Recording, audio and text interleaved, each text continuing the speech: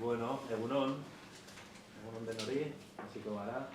Mila esker denoi etortzeagatikan eta Javieren kontu hemen kafea hartzeko gonbita onartzeagatikan. Hala da, ezta? Bueno, labur harituko naiz oso, ikusi besterik ez duzue nola zelako maila dugun, adiskidez betea, eta eskertu nahi dut ere bai botanikako norari, gaur guretzako bereziki atea zabaltzeagatikan. Eskerrik asko Nora, zut ikusten, baina... Bueno, berehala Miren arituko da, Kafe Mokaz, solasean, liburuaren editore izan da, eta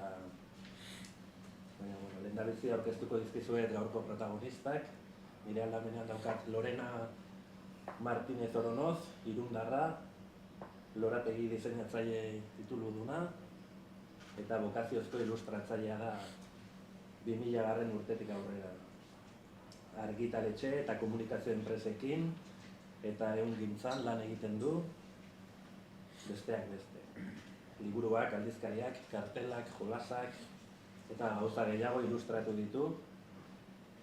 2014an bere lehenengo bakarkako lana argitaratu zuen, Maite dut, Kutxea poema ilustratua, edo argitaletxearekin. Eta protagonista nagusia irundarra dugu, ni bezala, besteren bat bezala, argitaletxea bezala, eta gaur egun importantea dugu Bidaso aldean, pero pozik gaude Alberdani argitaletxea, Javier gurean izateagatikan. Pozik gaude, bai. Eta, Javier, aski ezaguna duzue, baina musika eta hitza izan dira bere ibilbide profesionaleko ardatzak, kompositorea, soinu-jolea, kantautore entzutetsua, musikaren saria 3 aldiz jaso du, Barnasantz saria, Min saria, Paul McCartneyren eskolan aritua, irakasle, Liverpoolen. Antzerkirako musikaren egilea izan da, besteak beste. 100 kontzertu eman ditu mundu osoan zehar, publiko eta kritikaren goraipamena lortuz, literaturari dagokionez, bestalde emak bakia, literatur klubeko partaide izan zen, eta orain arte haur eta helduentzako narrazio bildumak publikatu ditu, nagusiki. Artikuluan dana idatzi du ere bai, eta gaurkoan aurkezten dugu bere lehen eleberria. Eta Kafe Mokan aurkituko duzue, kafetegi baten barraren atzetik, kontatzen den bizitza bat, ironiaz, jazdoinaz eta gaurko gizarteari begirada zorrotza eskainiz. Eta besteak beste, ez naiz gehiago luzatuko, Miren hartu hitza, mesedez, eta... Nik ere eskerrik asko, hemen elkartu zeaten hoi, eta baita pantaiaz bestalde jarraitzen nahi zeaten hoi. Besterik gabe, nik gaur saiatuko naiz liburuari buruzko gako batzuk ematen, eta saiatuko naiz alik eta argigarrien izaten, gero zuek horre errexago idatz dezazuen edo. Esan lehenbizi gaur hemen elkartu izana ez dela kasualidadea, nolabait liburuari egiten diola erreferentzia ere. Normalean horrelako liburu aurkezpenak eta egiten dira gehiago udaliburutegian horre konstituzio plazan. Eta, hain zuzen ere, badauka zentzu polit bat eta uste dut merezi duela kontatzea. Eta da, gaur aurkeztera gatozen Javier Muguruzaren Kafe Moka liburua, Kafe Moka izena duen taberna batean gertatzen dela, edo behintzat han abiatzen direla liburuko solasaldi asko eta elkarrizketa asko. Eta, liburuak Alberto du protagonista, tabernako jabea. Taberna hontako jabea izan aurretik musikaria zen, talde, arrakasta zuen talde batean, teklatua jotzen zuen. Eta, liburua hastearekin batera irakurlea konturatuko da zergatik Albertok taldea desegiten den, badaude horre bueno, pop-rock talde bat zen musika talde hori. Barkatu, arrakasta handiko taldea ez zen? Ez. Ala esaten du. Bueno, pixkat. Bai. Arrakasta pixkat. Vale. Barkatu. Ez. Eta, bueno, egiten duena da, utzi talde hori, nolabaiteko kontraesanak direla medio edo, bueno, irakurlea berehala konturatuko da, liburu hasi eta berehala, zein arrazoi diren, bueno, talde hori ustera eramaten dutenak. Eta Albertok Irungo Kafe Moka taberna hartuko du. Taberna klasiko bat da. Bueno, eta han abiatzen dira, elkarrizketa desente, han elkartzen dira, bueno, betiko jendea, auzoko jendea. Eta... Kafe... Konfiantzan gaudenoz, bai. Bai. Kafe klasiko... Bat da, bai. Bai. Eta, bueno, Javierrek, Lorenak pixka bat, hemen pista bat eman digu sarrerarena edo atariarena. Eta, bueno, Javierrek gonbidatzen gaitu pixka bat barrura sartzera. Eta berari ere aipatu nion, baina hola, deskribapenez bete gabe, azaltzen digu pixka bat nolakoa den taberna horretako giroa, ze usaindarion ere imaginatu daiteke, ze musika entzuten den bozgorailuetatik, musika oso garrantzitsua dela iruditzen zait liburuan, hain zuzen ere, Albertok daukan musika zaletasun horrengatik, eta hori uste erreferentzia eta egiten diola zenbaitetan.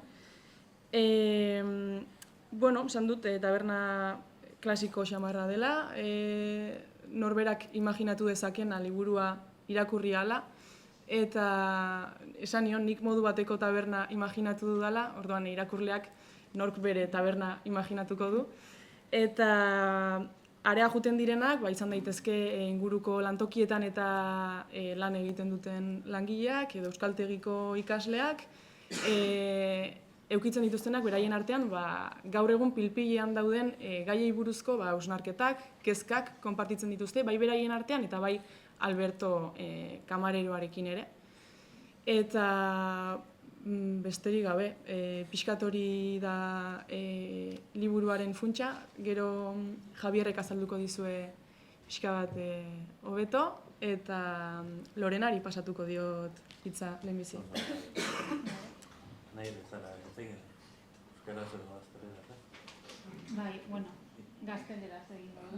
Zengoan euskaraz, euskaltegian ikasten ari zara. Bai, euskaltegian nabil, baina, gaur Lo primero, gracias a Alberdania y a Javier por haber contado conmigo. Me ha hecho mucha ilusión poder trabajar con una editorial de Irún, siendo de Irún, nunca lo había hecho. Y aunque a Javier le conocía de siempre, porque es una persona conocida, no ha sido hasta Café Moka que nos hemos conocido en persona. Ha sido bonito conocerle a él y a la novela a la vez. Nos hemos conocido a través de muchos cafés a mi salida de Euskaltegi. Por las mañanas, a las 9:30 yo salía y quedábamos ahí seguido. Y fuimos dando forma a las imágenes poco a poco, ¿no? No fue una cosa así instantánea, sino que ha tenido una evolución y lo que has dicho, cada uno se imagina, ¿no? Cómo es el café. Yo quería que eso siguiese así, no quería que las imágenes fuesen muy descriptivas, ¿no? Entonces sí que al final decidimos hacer como una serie de parejas que contasen algo. La portada tiene su pareja adentro, la tenéis que encontrar. Y que esas parejas sugiriesen cosas. La verdad es que un café para mí, o lo que ha sido Café Moka, es lo que creo que representa también un café para mí, que es como ese oasis, ¿no? Aquí tenemos también un oasis, este jardín. Un café puede ser un jardín, un oasis donde refugiarte, en el que vas solo, acompañado. Un café siempre es algo a lo que le haces muchas preguntas, te responde o no, le echas azúcar o no. Y bueno, y para mí el protagonista, Alberto, es como esa persona camarero tan necesaria que es una especie de confesor sin juicio, ¿no? Con el que vas, igual intercambias unas palabras, le puedes decir incluso cómo te sientes, igual es la única persona a la que se lo dices en ese día, y bueno, es como una figura muy, muy necesaria. Y nada, he sido capaz de leer la novela en euskera, que para mí es importante, y la he disfrutado en euskera. Entonces, realmente ha sido bonito y me ha gustado mucho conocerte. Ya está. Eskerrik asko, denagatik. Javier, zure txanda, Bai. entzutera etorri dira denak. Ez, baina guain arte entzundakoak ere, jaman dituzte, begirada batzuk. Bueno, berriz ere eskerrik asko, Nora ikusi dut pasatzen, baina guain desagertu da, orduan. Eskerrik asko Nora, eta gainerako bi. Lujo bada, hola, gaur jai eguna zenuten, eta, en fin. Oso eskertzekoa. Bueno, kafe moka dakizuenez, eskerrik asko zui ere bai, etorri zanagatik. Dakizuenez, novela honen izenburua da, eta baita izen bereko kafetegia ere, Alberto protagonista narratzaileak gauzaturiko amets lorgarria. Alberto gaztetan musikaria izan zen, eta gero kamarero profesionala. Kafe moka da, era berean, narrazio ontako pasarte gehienak kokatzen diren lekua. Egia da kafetegitik kanpo ere badirela bestelako egoera gertaera batzuk. Adibidez, Albertok Maili izeneko Andre gazteagoarekin astean bitan izaten ditun saio digitalak. Alberto Irundik eta Maili Parisetik. Euskera eta frantsesa praktikatzeko helburuarekin. Eta beste zenbait. Atzo etorri zitzaidan beste bat, baina, joan zain. Baina gehiena moka barruan gertatzen da. Eta ze gertatzen da? Espazio hortan, bezeroek solasaldiak izaten dituzte, esan dute, baina, hitzaren errebindikazioa dago liburu osoan zehar. Elkarrizketa sakonarena, baina baita berriketa aritz eta pitz aritzerena. Hori ere badago. Albertok entzun egiten ditu, kontu horiek, baina ez entzun bakarrik parte hartzeko aukera ere izaten du desentetan. Eta gero apuntatu egiten ditu, gehien interesatzen zaizkion ideiak, hori bai, publikatzeko inongo asmori gabe. Eskerrik asko, ze intentzio horrekin bota dut, norbait farra egiten zuen. Banekien batek. Eta haren gogoeta pertsonalak ere azaltzen dira liburuan. Presentzia handia hartzen dute narrazioan zehar. Eta bere irakurketak, iruzkinak, eta bar. Liburuaren planteamendua dialektikoa da. Bertan ez duzu topatuko ez bakarrizketarik, ez diskurtso monolitikorik, ez egia borobilik. Gaiei buruz solastu egiten da, kafe mokan. Esan diaten ez oain da, solastatu, baina ni solastu esaten dut. Solastu egiten da kafe mokan. Ikuspuntuak trukatu, kontrastatu. Debateak eta elkarrizketak sortzen dira, eta guzti horien atzetik sumatzen den mundu ikuskera ere, Albertorena, ez da dogmatikoa, ez da ortodoxoa. Hain zuzen ere, narrazio hontan zerbait ez badago, da txuri beltzez planteaturiko errealitaterik. Aitzitik, grisez osatutakoak nagusitzen dira. Alberto ate ezberdinak zabaltzen joaten da, bakar bat ere guztiz itxita utzi gabe. Galderak egiten dizkio bere buruari, zalantza asko izaten ditu, baina kontuz, tipo ez da inpartziala. Kafe mokan, espazio horretan, jorratzen diren gaiei dagokienez batzuk klasikoak dira.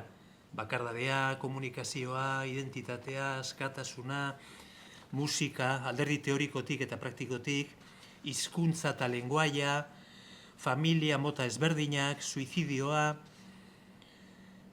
eta beste gai batzuk berriagoak dira, edo nahi baduzue azken aldian bolo-bolo dabiltzanak, naiz eta horietako desiente ere aspaldikoak izan. Bi sexuen arteko gerra, beste gerra bat, heziketaren bilakaera, maitasun ereduak, sinestun fededun jendea, sinestun erlijiosoak eta sinestun laikoak. Transauzia urtzaroan, teknologiaren eta zientziaren arteko konfluentzia, eta zenbait binomio, Albertonen interesa eta kezka pizten dutenak, esaterako. Irudia hitza, binomioa. Bi elementu hoien arteko harremana, tentsioa, lehia, abiadura pentsamendua da beste binomioetako bat, eta berriz ere bien arteko interrelazioa, tentsioa, tentsio hoien evoluzioak, bilakaerak, gure bizimoduari nola eragiten dion, eta bar. Eta une oro, guzti horren gainetik egan egiten bezala, presentzia misteriotsu bat dago. Presentzia misteriotsu bat, misteriotsu eta implakable bat, ideologietatik, asmoetatik, idealetatik haratago doana. Hau da, mundu inkontzientea. Barkatuko dit, hau jarri duena, baina txiki-txikia, oain ez dakit nola egin behar den, zein da honen arduraduna? Hola, bai, barkatu, izaten da implakable hitza aipatu eta erotzen zait dena. Presentzia misteriotsu eta implakable bat, ideologietatik, asmoetatik, idealetatik haratago doana. Hau da, mundu inkontzientea, errealitate inkontzientea. Naiz ni, hau esan beharra dago, esan beharra daukat, ez narratzailea, ez da protagonista ere. Esan beharreko kontua. Novelan azaltzen diren pertsonaiak dira hitz egiten dutenak, eta ni zenbaitetan bat nator, adierazten den horrekin, eta bestetzuetan ez. Esaterako eta adibide xume bat jartzeagatik, John euskera irakasleak, Leonard Cohen eta Jacques Breli buruz dioena, ez dator guztiz bat nik pentsatzen dudanarekin. Eta ez da kasu bakarra, naiz eta Ramonek farre egin. Hau esan da, ezin dut ukatu nire begirada pertsonala ere liburuan dagola, noski. Modu batera edo bestera islatuta. Bereziki, esango nuke, azken urteotan landu, elikatu eta garaturiko begirada. Eta hor sartzen dira epe honetan gertaturiko gauzak, lasgarriak batzuk, ederrak beste batzuk. Hor sartzen dira nire ikerketak, bizipenak, estudio eta dokumentazio lanak, hausnarketa pertsonalak, testuaren lanketa, noski. Guzti horren emaitza ere, bada, neurri handi batean, kafe moka. Gutxi falta da, Aner, bidane, animo, Gai guztiek, gutxi, azken horria, Zuek barkatu, Biloak. Gai guztiek ez dute presentzia bera liburuan. Zenbat gai puntualki bakarrik agertzen dira. Beste batzuk ordea sarritan. Asko hitz egiten da musikaz esaterako. Alberto bera musikazale amorratua delako, bere lagun batzuk ere bai. Desiente jarduten da askatasunaz, edo ustezko askatasunaz. Eta baita hizkuntzaz, hizkuntzekin dugun harremanaz, geure euskal mundu honetaz, osasun mentalaz pila bat hitz egiten da, maitasunaz, ikuspuntu desberdinetatik. Era berean, ez diot iez egina izan errealitateko pertsona konkretuak aintzat hartzeko barkatu tentazioari. Tira, pertsona konkretuak aintzat hartu baino, haiek esandakoak egindakoak jaso, eta nire komenientziara baliatu ditut. Azaltzen dira, ustekabean, pertsonai publiko sorta majo bat, euskaldunak eta ez euskaldunak, artistak, kazetariak, pentsalariak. eta baita haien inguruko gertaera sonatu batzuk ere. Adibidez, espazio dexente hartzen du, eztabaida batek, Alex Sarduy kasu famatuaz. Frantziako periko eta afera siniestro ere jorratua dago, etc. Zenbait jardin. Argitu nahi nuke narrazioa ez dela debate segida batean geratzen, iritzi trukak eta segida batean. Bertan garrantzia handia dauka besteak beste, pixkana marrazten eta agertzen joaten den protagonistaren erretratua. Albertoren erretratu pertsonala. Bere barne posizioa, mundu ikuskera, bere bildurrak, zalantzak, interesak, desioak, ikuspegiak, kontraesanak, fantasiak, hortze datza liburu honen beste funtsetako bat. Eta tira, amaitzeko, aipatu Ramos Aizar Bitoriak hitzaurrean dioen gauza bat, nik benetan eskertu eta sinistu nahi dudana. Alegia, Kafe Moka novelan esaten dena bezain garrantzitsua dela iaia, esateko modua, esateko tonua. Ondo legoke hori lortu izana, horretan asmatu izana. Eta behin Ramon aipatuta, eskertzeak batetik berari, Lierni Irizar eta Garazi Muguruzari, emandako laguntzagatik, artistikoa eta animikoa, Alberdani argitaletxeari, hasieratik erakutsitako ilusioagatik, eta erraztasun guztiak, eskaintzagatik, hemen dago Oier, baina tira, gainerako ere bai, Aritz Galarraga, Mertxe Txedeste, lastima, bi lerro falta zirenean, Miren Mujikari, edizio lanagatik, plazer bat izan da, benetan, elkarlanean aritzea, eta azkenik Lorena Martínez Ornoz, ilustratzaileari, igual beharko dut urpizka bat, bere implikazioa handia izan delako, gainerakoena ere bai, baina egia da azken etapa bereziki bidaide bat izan dela niretzat. Bukatzeko beharko dut trago bat. Ze kurioso, 3 folio eta azken paragrafoan, tak, eskerrik asko, hermano. Eta Jose Felipe, biei. Eta gure landa gero jarraituko duzu? Bi lerro falta dira. Espera, galderen txean da zabaltzaretik.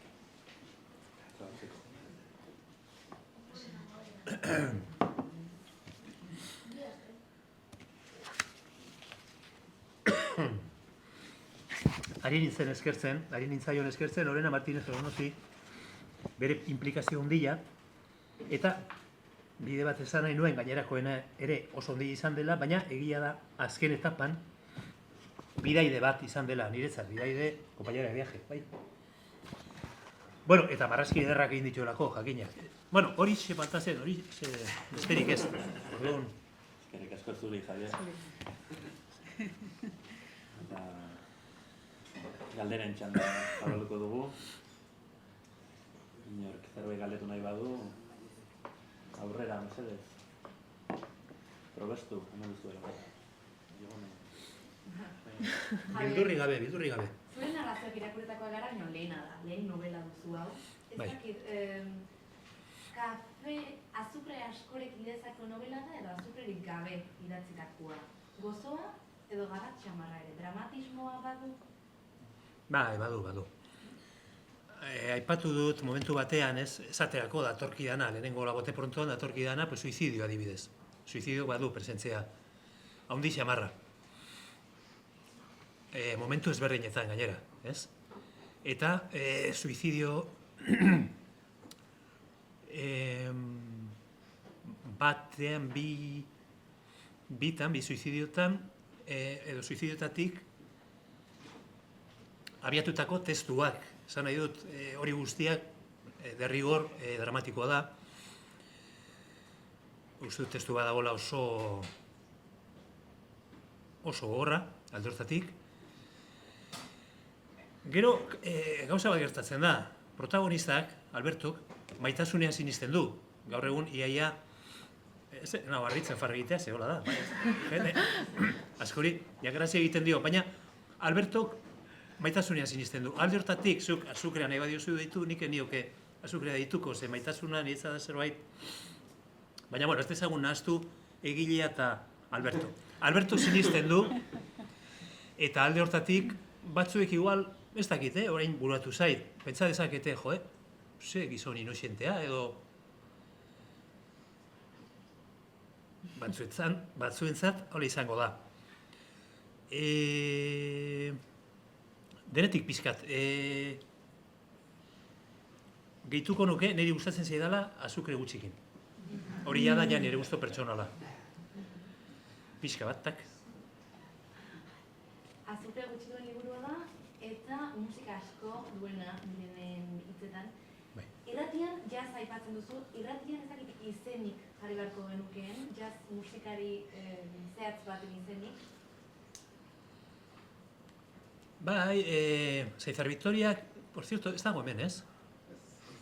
Pues etortzeko zen. Beak esaten du, bukaera aldera, hitzaurrean, prologan esaten du, ez? Hori dela, beak ikusten dizion, alde honen artean, beste bat, ez? Esaten du, gaur egun teknologia, nola esaten du, madarikatu eta zoragarriari esker, joan gaitezke irakurtzen Javierrek proposatutako zeak, ez? Orduan, oain, bote prontoan, novelaren hasieran hitz egiten da Chet Bakerri buruz. Chet Baker, gero bide batez aipatzen da Harold Baker. Eta zertako, esaten du, bueno, ez gara sartuko adituen xestretan, eta ez gara sartuko, baina bitxia bada Harold Baker trompeta jole zoragarria izanik, nola ustekabe, oarkabean pasatu zen, ez? Eta Chet Baker ordea oso ezaguna da. Orduan, jarraipen hori nahi izan ezkero, egin daiteke, ez da dena jasa, aipatzen dira, hau onartuko dut, hor laguna ditu dala, Maite Larburu eta Miren Izar. Hori izan da, debilidade momentu bat, esan dut, hauek ere, Rufusi buruz ari naiz, eta alako batean esaten dut, esaten du Alberto, kontuz, Javier. Esaten du, azken aldian, etxean ere, gehien entzuten ari naizen zera. Rufus aipatzen dut, eta horra aipatzen ditu, bi lagun hauek. Horiek ere, bidaide eta laguna ditut, aspalditik. Orduan jarraipen hori egin izan ezkero, izan daiteke interesgarria, bai. Ez da jasa bakarrik, Bestelako egileak ere badaude, bestelako kantariak, bestelako estiloak, musika estiloak. Gainera, begira, hortan ere, Alberto eta biok nahiko ezberdina gara. Ni naiz sola jazzale amorratu bat, bai jarraitzen dut, eta aspalditik gustatzen zait, baina naiz hain forofoa, ez? Albertoren kafean beti dago tartekatua beste musika batzuekin, baina beti dago jazz. Bereziki, jazz klasikoa, lasaia, lagun musikari batzuek ere adarra jotzen diote, badu bat bereziki oso adarra. Zirikatzailea dena, eta berak nahiago du beste estilo bateko musika, garratzagoa, ahots lakarrak, eta, hor ere, halako eztabaidak ere sortzen dira, denak ez dira oso sakonak. Horregatik esan dut, errebindikazio ez dela bakarrik, ez dakize diskurtso sakonarena, hori ere bada, baina bestelako hitza, orokorrean, ez? Hitza. Hitz eta pitz, aritzearen alderdi ona. Lehengo gunean hitzaldi batean entzun nuen, orain jende guztian nola da bien korrika eta, ez? Korrika, naiz, euskal korrikari buruz, Ostra, ja sartu behar nuen beste jardin batean, ez. Ari naiz oain, erlojutxo eta gabitzan jendea. Bai. Ez korrikako. Nahiko ondo ninduan eta hor txak. Berak lotzen zuen hitzaldian, hitzaren depreziazio, galera, gainbera hori, eta beharra beti korrika, oain korrika, hartu korrika, gimnasioa bestela, gimnasioa gutxienez. Eta iruditu zitzaidan teoria interesgarria. Baina, luze joko luke, esan duten naiz hasiko orain hitzaldi batean. Ez dakit hori galdetzen, hori ez duzu hori galdetzen. Ya está, Azukrea eta- kafe mokaren soinu banda. Ba, hori jarraipen egin daiteke. Primera. Bai. Eskerrik asko. Beste galderarik, inork? Eta kazetaria ez den norbaitek nahiko balu, ez dago arazorik, galdetzeko kontrakoa, osea. Kuriosidade modura, Bai. zenbait gai oso argi ditu, Alberto, baina beste askotan zalantza edo jakin mina ez dakit nola esan, eta bestei galdetzen die. Eta azkura bat uzten du zenbat momentutan, ez? Irakurlari ez dakit egun asmoa okidozun zuk ere, gai batzutan erantzuna baino gehiago hausnarketa piztu, edo zure ironia puntu horrekin ere adar jotze bat ere badagoen irakurlari edo gizarteari bideratua. Bai, hemen dago Ramon adibidez, ez? Ramon izan zen ere ingeleseko irakaslea, urtetan. Eta beha, badakiderki, joera hori oso neria dela, ez? Osea, berezkoa dut, zirikatu, baina aldi berean, zalantzak planteatzekoa, ez da inbeste inposatzekoa, bueno, igual, batzuetan igual berotuko ginen, baina esan nahi dut, orokorrean izaten da, bai, ateak irekitzea aipatu dut, batez ere ikusten ez dudana, baina hasiko naiz ja, ber. Ikusten ez dudana da, gero eta gehiago eta ja, sareetan eta zer esanik ez, zu hemen zaude eta hortik ez zara milimetro bat ere mugituko. Eta berak zalantza egiten du, Alberto zalantza egiten du. Eta gero nola dituen hor, referente batzuk edo oso aintzat hartzen dituenak, adibidez, psikologoen zera hori, badu sintonia berezia batekin, Aurora da, ez? Aurora. Jantzai. Aurorarekin, gero euskaltegiko, bueno, dira bezero finkoak, ez da? Eta hor dago, Jon, euskaltegiko irakaslea, ez da oso euskera irakasle ortodoxo hori ere, adibidez asko gustatzen zaio Zizek, eta aipatzen du adibidez bera agurra izaten da bi baletu. Zergatik bi baletu? Pues leturiaren irribarre, iruditzen zaiolako euskal kulturaren adierazpide ederrenetako bat. Esan nahi dut, osea, holako jende pixkat xelebrea ez, berezia. Azaltzen da, eta erreferente horiek ditu, gero bide irakurketak batzut aipatzen dira. Iruditu zait irakurria duzula liburua, ez? Ezagutzen duzula liburua. Ba, hor ikusiko duzu, erreferente batzuk badituela berak, ez bakarrik bi lagun horiek, edo bi bezero horiek, bezero lagun.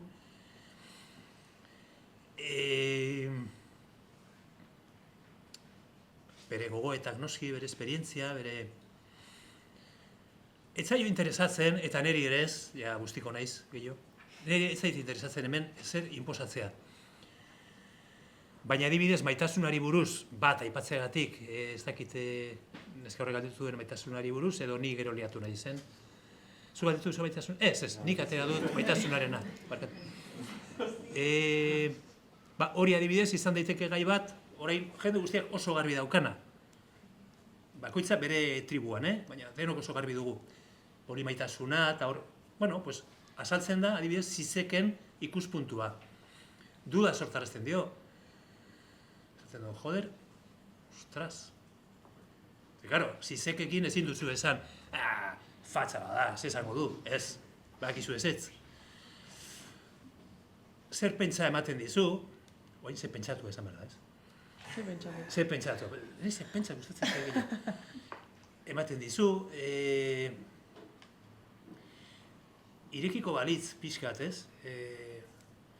Baina, bueno, ez daukat, beste aldetikan nahizu, bakoitzen nahi duena. Osea, liburua hor dago, balio baldin badio jendeari zerbaitetarako ondo, eta, hombre,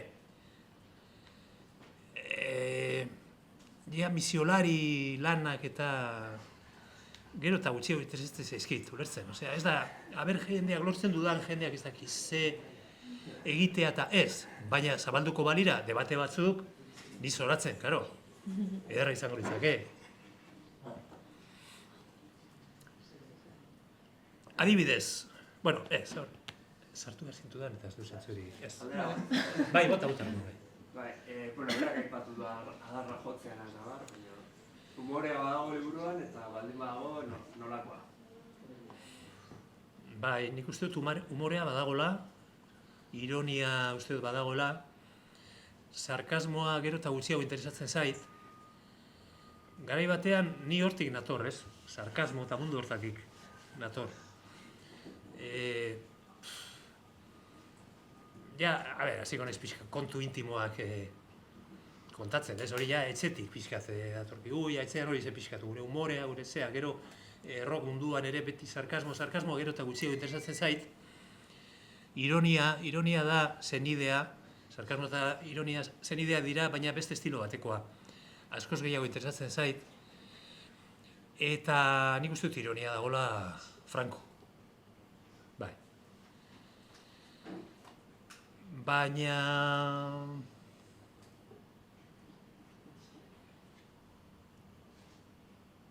Bai, adibidez hildako batek kontatzen duenean bere egoera, ez, tanatorioan, bera kontatzen du egoera, hildakoa. Hor humorea, denbora osoan, humorea dago, ez? Humore beltza, kasu hortan. Zuk esan nahi baduzu, Ez, ondo Zer izi. iruditzen zaizu, Ez ondo izi. ironia badago. Badago, bai. Bai. Hor argitaletxeak ateatako, ziko dizu segun batzu batean, hemen ere aipatzen da, ez? Nola esaten du, idazke zehatzako eta filosofikoak ez, gara eta... Autoironiatxuan. Bai, tonu konfidentzial eta autoironiatxuan. Bai, ironia ikusten dut, ez dakit. Nik uste dut humore desente dagoela. Eta gero, nondi begiratzen duzun, esan nahi dut, niri oso farregarri iruditzen zait batzuetan, bezero batzuen artean sortzen diren, eztabaidak eta egiten zaizkit farregarriak.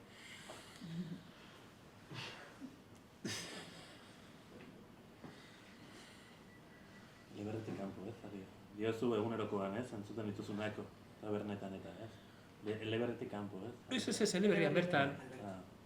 Nik oaindik ere hor hartu eta ikusi adibese egoera, ez? Bat berandutu da bere tragoarekin eta sartu da bikote bat, baina orduan emakumeari ez zaio gustatu entzun du eta ez zaio gustatu besteak esan duena, eta orduan sortzen da berriz ere, berpizten da eztabaida bat bikotekideen artean, Alex Arduiren inguruan, eta oso muturreko ikuspuntua dituzte asuntoari buruz. Emakumeak modu batean ikusten du, gizona beste batean, eta hor ez dago hain debate xamurrik eta ez, hor azerratu egiten dira. Ikusten duzu, errealitatea ikusten duzu egungo gizartean edo tabernetan, ez? Edo agian debateak pixkatazaldera gotik, ez? Egiten dira gaur egun. Ramonek esaten du, Ramon Zeizarbitoriak esaten du, berak nahiko luke taberna dela. Bere auzoan eduki nahiko lukeen taberna esaten du prologan, ez? Zaurre. Nik ikusten dut berriz ere esango dut, jarreak gero eta bakoitza dago hor, ez? Gotortua bere zean, eta niri hori zait bat ere interesatzen. Ointxe bertan ikusten ditut nik hemen pertsona batzuk oso ezberdinak direnak eta denekin daukat harreman oso gertukoa. Osea, eta nahi dut gainera hortikan gehiago jo. Eta ez, hori dira neriak, eta hori dira etxaiak, eta buf. Ez da nire ikuskera. Ez da baldu dadila orain, ez da, ez da, bai da edo sola saldia, kafe edo ardo baten inguruan, ez? Hori da.